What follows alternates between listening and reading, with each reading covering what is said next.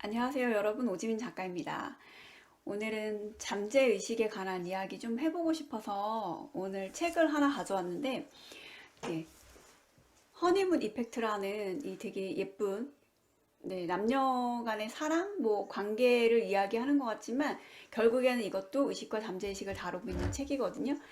이 책 뒤편에 보면 뭐라고 적혀 있냐면요, 우리가 끊임없이 사랑을 갈구하는 이유는 첫눈에 반해 시작된 사랑이 때로 비극으로 끝나는 이유는 자신과 전혀 맞지 않는 정반대의 사람에게 끌리는 까닭은 무엇보다 영혼의 짝을 만나고 그 사람과 평생 행복할 수 있는 비결은 과연 무엇일까? 너무 궁금한 이야기죠. 네, 아직 결혼을 하지 않으신 분이라면 관심이 있을 테고, 또 그렇지 않고 지금 결혼 생활을, 육아라는 이 시간을 이어가면서 남편과 잘 내 뜻대로 되지 않는 이런 불화, 상대 때문에 힘들어하는 거, 이런 것도 이 책이 굉장히 도움이 아마 되실 거예요. 이분은 내가 세포 생물학자다라고 얘기를 하시거든요. 여기 행복한 관계를 원하는 사람이라면 이 책을 꼭 읽어보길 추천한다고 또 다른 박사님이 이 책을 추천해 놓으셨어요. 오늘은 어떤 거 할 거냐면, 여기에 지금 이분이 계속 이 이성과의 그 관계에서 계속 실패했었던 이유가 나도 모르게 계속 실패하고 안 되고, 뭔가 누군가를 끊임없이 계속 갈구하고 사랑이라는 걸 하고 싶고, 그런데 이분이 어느 순간 내가 지금 이성 간에 문제가 있는 이 원인은 나의 프로그래밍 된 잠재의식에 있었던 거구나라는 거를 알아차리시는 순간이 있어요, 이 박사님이. 그래서 이 모든 거를 이제 잠재의식, 내가 여태까지 프로그래밍 된 거를 어떻게 잠재의식을 바꿀 수 있는지, 그것도 조금 뒷부분에 나오거든요. 그래서 오늘은 아이들이 성장하면서 어떻게 이 부모들이 하는, 조금 더 경험이 많은 분들이 이야기하는, 우리 부모님이나 어른들이 얘기하는 거를 어떤 환경에서 어떤 이야기를 듣고 자라느냐에 따라서 이런 걸 우리가 여과 없이 받아들이게 되는지, 그리고 연령대 아이들의 특징에 대해서 조금 여러분들이 육아를 하시면서 꼭 아셔야 될 거라고 생각하는 부분이 있어서 제가 오늘 그거를 조금 같이 이야기를 해볼게요. 이분은 세포 생물학자, 세계적인 학자시고 세포 생물학을 전공하신 후에 위스콘신 대학교 의과대학에서 강의를 했고, 스탠포드 대학에서 줄기세포 연구를 수행하셨대요. 이분의 저서는 당신의 주인은 DNA가 아니다라는 책이 있어요. 이 책은 제가 이전에 여러분들에게 영상으로 올려드렸던 웨인 자이어 박사님의 확신의 힘이라는 그 책에 언급이 돼요. 그 잠재의식과 무의식과 잠재의식을 이야기하는 부분에서 이 박사님의 당신의 주인은 DNA가 아니다라는 그 책이 또 언급이 되거든요. 그래서 그걸 보고 이제 제가 찾아왔겠죠. 여기 양자물리학에 관해 제가 요즘에 계속해서 여러분들에게 반복적으로 말씀드리는 마칭이나 트랜서핑, 끌어당김이나 이런 그 잠재의식에 관한 거 요즘에 책은 올려드리고, 명상에 관한 그 조 디스펜자 박사님이 하시는 그 이야기가 모두 일맥상통하는 하나로 통합되는 메시지예요. 그래서 이 박사님은 어떤 식으로 이 책 한 권의 책에서 잠재의식에 관한 이야기를 풀어 가시는지, 양자물리학에 관한 이야기를 진짜 많이 하세요. 그러니까 우리가 양자물리학을 왜 알아야만 하고 그 안에 어떤 깊은 뜻이 담겨 있는지 여러분들이 꼭 아셔야 될 거, 그 내용들이 여기 안에 담겨 있거든요. 잠재의식의 프로그램을 형성하는 것들이라는 큰 이 챕터 안에 태내에서의 경험, 그리고 출산 이후에서 7세까지 어떻게 우리 아이들이 무의식적인 거로 이렇게 잠재의식이 형성이 되는지, 그거 조금 이야기해 볼게요. 이 박사님의 표현에 의하면 그 태내에서 하는 경험들이 이 아이 안에 모든 거가 다 기억으로 저장이 되어 있다고 해요. 그래서 태아는 항상 엄마의 모든 행동, 생각, 감정의 주파수를 맞추고 있다. 수정이 되는 그 순간부터 엄마가 느끼는 모든 거, 이거가 아이들에게 영향을 미친다라는, 출산 즈음이 되면요, 엄마의 감정적 반응에 관한 프로그램을 내려받은 상태가 된대요. 엄마가 같은 감정을 계속 반복해서 느꼈을 때 태아에게 프로그램화 된대요. 그래서 결국 엄마는 한 인간에게 있어 컴퓨터의 시작 프로그램과 같다고 할 것이다.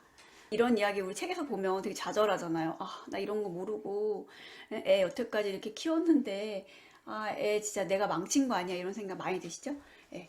이분도 지금 성인이 돼서 이성관계를 그렇게나 많이 실패하시고 이혼을 하시고 이렇게 하면서 이거를 알게 되신 거잖아요. 반드시 바꿀 수 있어요. 바꿀 수 있어요. 그래서 그랬기 때문에 이런 책이 나온 거겠죠. 그래서 여기 잠재의식을 또 다르게 어떻게 하면 또 다 바꿀 수 있는지 그런 이야기도 다 나오거든요.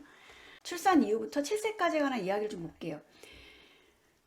본능은 유아와 어린아이의 뇌에 셀 수 없이 많은 신념과 그 행동을 잽싸게 다운로드 하도록 만든대요.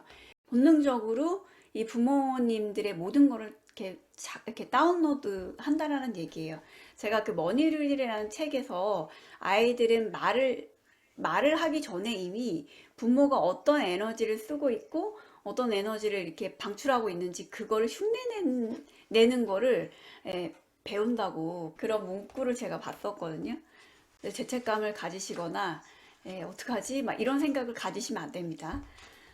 명상에 관한 뭐 이런 이야기, 이런 그 이 뇌에 이런 거 얘기하는 그런 책들에서 뭐 많이 보셨을 거예요. 조 디스펜자 박사님의 그 책에도 나와 있고, 네. 가장 낮은 대역의 주파수를 델타파라고 하고 가장 높은 대역의 주파수를 감마파라고 한대요. 근데 어린 아이의 뇌판 오늘 이제 너무 버벅거리는 것 같아요, 제가 여러분. 어린 아이의 뇌파는 가장 저주파 대역인 세타파와 델타파의 활동이 지배적이래요. 애기들은 세타파와 델타파, 우선 엄마 뱃속에서의 기간과 출생 후 한 살이 되기까지 사람의 뇌는요 가장 느린 주파수의 뇌파 활동을 보이는데, 네, 이 델타파의 활동이 되게 두드러진대요. 이런 이야기를 아마 여러분 몇 권의 책에서 아마 보신 적이 있을 거예요.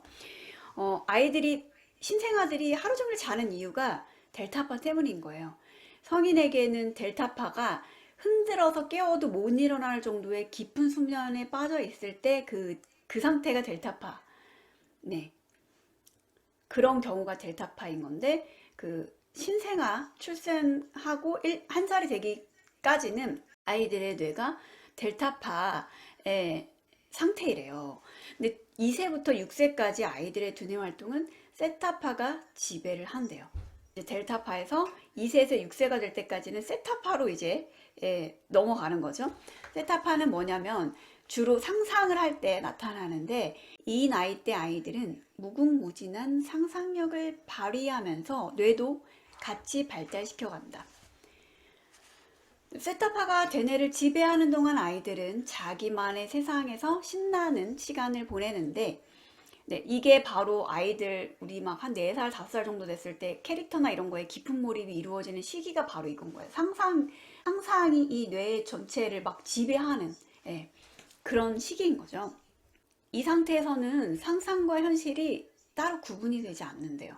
그래서 아이들의 눈에는 빗자루가 훌륭한 말인 것처럼 아이들이 뭔가 캐릭터에 되게 빠져서 내가 그 캐릭터인 것처럼 막 흉내를 내고, 네, 그런 거 있잖아요. 그런 거를 좀 작작 좀 해라 막 이러면서 그러시면 안 되는 거예요.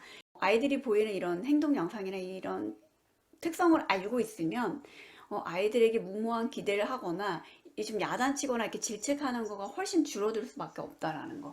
그래서 아이들은 이거 나중에 사자, 슈퍼 지금 문 닫았어, 이런 거가 그런 거가 통하지 않는 거예요. 이 시기에 아이들은 우리는 감각과 이성이 항상 먼저잖아요. 근데 아이들은 지금 이 뇌에서 이 상상과 현실이 잘 구분이 되지 않는 상태이기 때문에 우리가 보기에는 그냥 애기들은 어리니까 라고 생각을 하고 애들을 막 야단치고 훈용을 하지만 바로 이것 때문에 그렇다라는 거죠. 세타파, 이때 2살에서 6살 때까지 세타파의 활동이 지배적일 때 뇌는 거의 최면 상태랑 유사하대요. 그래서 이 상태에 자기도 모르는 사이에 되게 중요한 이야기가 나옵니다. 잠재의식의 여러 프로그램이 장착될 수 있는데, 네, 상담실 등에서는 같은 원리로 최면 상태를 유도하여 잠재의식을 바꾸기도 한대요. 네, 그래서 이렇게 성인의 뇌는 이렇게 잠에 빠지거나 최면 상태에 들어갈 때만 의식의 활동이 멈추지만 아이들의 뇌는 평상시에도 항상 잠재의식의 상태라고 할 수 있대요. 특히 세타파 상태 2세에서 6세까지 요 시기에 기억력이 되게 우수하대요. 그래서 아이들은 환경에 적응하기 위해 주변의 막대한 양의 정보를 순식간에 기억하고 받아들일 수 있다. 문제는 자신이 받아들인 정보의 옳고 그름을 합리적으로 판단할 능력이 없다는 것이다. 그래서 부모들은 가끔 자신이 무심결에 했던 막말을 어린 자녀가 그대로 흉내내는 것에 깜짝 놀라며 당황하기도 하죠. 6세에서 이제 7세 정도의 아이들의 뇌 활동을 보면요, 의식적이고 논리적인 거하고는 좀 거리가 멀어요. 우리 어른처럼. 그래서 자신을 꾸짖는 부모의 말이 사실이 아닐 수 있음을 납득하지 못하는 것이다. 그래서 부모의 꾸중이나 비판을 마치 컴퓨터의 프로그램을 다운받듯 모두 진실로 받아들이는 것이다. 네, 특히 엄격하고 잔소리가 많은 부모들은 아이들을 잘 키우기 위해 그런다고 하지만 본인의 그런 태도 때문에 아이들은 자신을 무가치한 존재로 여길 수 있다. 너는 왜 이렇게 게을르니? 라는 저 진짜 어렸을 때 제 친구가 저희 집 앞을 지나서 항상 피아노 학원을 아침에 학교 가기 전에 아침에 초등학교 애가 학교에 가기 전에 새벽반 그 피아노 학원을 맨날 지나다니는 모습을 저희 엄마가 본 거예요. 걔는 벌써 피아노 학원 갔다 오는데 너는 지금 몇 시인데 이렇게 애가 게으르냐 막 이런 얘기, 그런 얘기를 진짜 저에게는 그냥 아예 그냥 각인이 된 것 같아요. 저는 이때 이렇게 듣고 자란 거는 우리 엄마 또 자기 스토리 쓰네 이렇게 생각하지 않잖아요. 아이들은 그렇게 생각할 수 있으면 다행인데 그냥 여과 없이 이거를 모든 거에 정보를 방대하게 막 스펀지처럼 빨아들이듯이, 그래서 기억력도 좋잖아요. 그래서 부모들이 하는 거를 판단할 능력이 없기 때문에 그냥 부모들이 무심코 하는 그런 이야기를 잠재의식에 계속 이렇게 형성이 될 수밖에 없다라는 그 이야기. 5살짜리 아이가 대형마트에 가서 예를 들면 뭐 장난감을 사달라고 막 자지러지면서 막 바닥에 뒹굴 때 아빠가 화나가지고 막 최대한 엄하고 무서운 목소리로 아들에게 넌 그걸 가질 자격이 없다 라고 이렇게 혼이 난 아이는요, 잠재의식으로 아버지의 말과 거절을 액면 그대로 받아들인대요. 그래서 나는 괜찮지 않은 아이구나, 나는 사랑받을 자격이 없구나 라는 생각을 하는 거예요. 나는 사랑받을 자격이 없다는 잠재의식의 인상은 이 이성 간의 이런 좋은 이런 관계를 형성하는데 그 방해하는 거가 가장 큰 장애물이라는, 이 허니문 이펙트라는 거가 바로 그 뜻이거든요. 신혼 상태를 유지하면서 진실한 사랑 이거를 유지해 가는 거, 그거가 이제 허니문 이펙트라고 표현을 하시는 건데, 나는 사랑받을 자격이 없다라고 잠재의식에 새겨진 이거가 허니문 이펙트를 창조하는데 가장 큰 장애물이다. 그리고 놀랍겠지만 대부분의 사람들에게 나는 나 자신을 사랑해, 나는 나를 사랑해, 이거 우리 많이 하잖아요. 근데 그런 문구를 말하게 하고 근 반응 검사를 하면요, 근육의 힘이 약해지는 증상이 나타난대요. 그래서 나 자신이 잠재의식에서 사랑받을 자격이 없고 나 자신을 사랑한다고 얘기했을 때 근반응이 약해질 정도로 나의 무의식이 그거를 인정하지 않는데 어떻게 타인이 당신을 사랑해야 할 이유가 있겠습니까? 라는 이야기가 나와요. 그래서 사랑받을 자격 없음, 그거 여러분 자 지금 너무 공감하시죠? 저도 사랑받을 자격 없음 이걸로 한 40, 아직까지 최근까지 저 계속 제가 사랑받을 자격이 있습니까? 네, 저 자신을 사랑해도 됩니까? 라는 거에 계속 성당에 가서 맨날 이렇게 똑같은 주구장창 그 소리만 하고 했었거든요. 사랑받을 자격 없음이라는 잠재의식의 프로그램은 일상의 95%를 점령하고 있고, 그런 감정은 무의식 중에 행동을 통해 드러난다. 아마 그 비밀스러운 상처는 마음속 깊이 간직하고 있어서 누구도 모를 거라고 생각하지만 절대 그렇지 않다. 큰 소리로 나는 사랑받을 자격이 없어요 라고 떠들고 다니면서 자기만 모르는 격이래요. 게다가 이런 부정적인 신념은 그 사람의 에너지 장에 직접적인 영향을 준대요. 그래서 내가 어떤 에너지를 이 우주에 계속 방출하고 내가 어떤 에너지를 쓰고 있느냐에 가장 직접적인 영향을 미친다라는 거. 그래서 그 결과 그토록 바람하지 않는 멋진 관계는 보이지 않는 힘의 방해로, 잠재의식의 방해로 점점 손에 넣기 힘들어지게 된다라는, 오늘은 여기까지만 좀 해볼게요. 그래서 부모의 말과 행동이 아이의 이제 교과서가 된다라는 또 그런 이야기가 나오고, 잠재의식, 새로운 잠재의식을 우리가 알아차렸으면 이거를 상쇄하고 새로운 잠재의식을 또 생성을 해야 될 거 아니에요. 정말 쉽지 않은 일이죠. 잠재의식 프로그램 학이라는 또 뒷부분이 나와요. 그래서 이 부분도 제가 또 다음에 기회 되면 몇 가지 메시지를 조금 같이 이야기 나눠볼게요, 여러분. 아이들에게 어떤 거를 가르쳐야 될지를 고민하실 거가 아니라 내 안에 어떤 잠재의식, 내 무의식이 내 일상을 이렇게 방해하고 내가 원치 않는 이 현실, 이 세계에서 살고 있는지 그거를 점검해 보시는 거가 가장 우선이에요. 육아를 먼저 잘해야지. 어떻게 하면 아이를 잘하는 것이, 잘 키우는 것일까를 아무리 고민하셔도 우리가 생각하는 그것과는 점점 멀어질 수밖에 없다. 나 자신의 무의식과 잠재의식이 어떤 상태인지, 그리고 나의 어린 시절에 부모들이 준 이런 프로그램 된, 다운로드된 무의식의 이 신념들을 어떤 이 부정적인 거를 알아차려야 다른 좋은 쪽으로 또 전환을 할 수가 있고 새로운 잠재의식을 또 우리가 우리 안에 또 새겨 넣을 수가 있는 거거든요.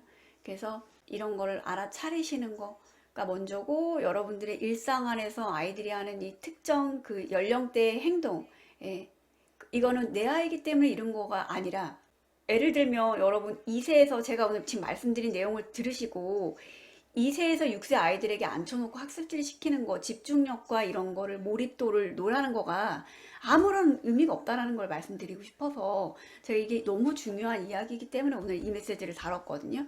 그래서 7세까지 내가 왜 아이들이 앉아갖고 공부를 해야 되는지 모르는 아이들에게 그런 거는 어떤 의미도 없고 아이들에게 도움이 되지 않는다라는 그 이야기.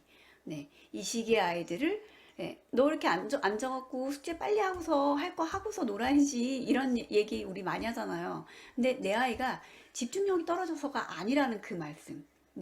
아이들이 지금 여기 보시면 상상, 이 뇌가 대부분 이 현실, 내가 지금 살고 있는 현실이 대부분 상상하고 구분이 되지 않는다고 하잖아요. 그냥 결국에는 우리 인간의 운명을 결정하는 거는요, 유전자가 아니라 내가 어떤 믿음을 가지고 있느냐, 그 믿음과 환경에 좌우한다라는 거. 이거를 이제 많은 대중들에게 메시지를 전하시는 분이시거든요. 그래서 이 책도 여러분 한번 참고해서 보시면 좋을 것 같고, 책 너무 많이 부담되시면 제 방송을 그냥 듣기만 하셔도 괜찮을 것 같아요, 여러분. 오늘도 찾아와 주셔서 감사합니다. 다음 시간에 또 만나요, 여러분.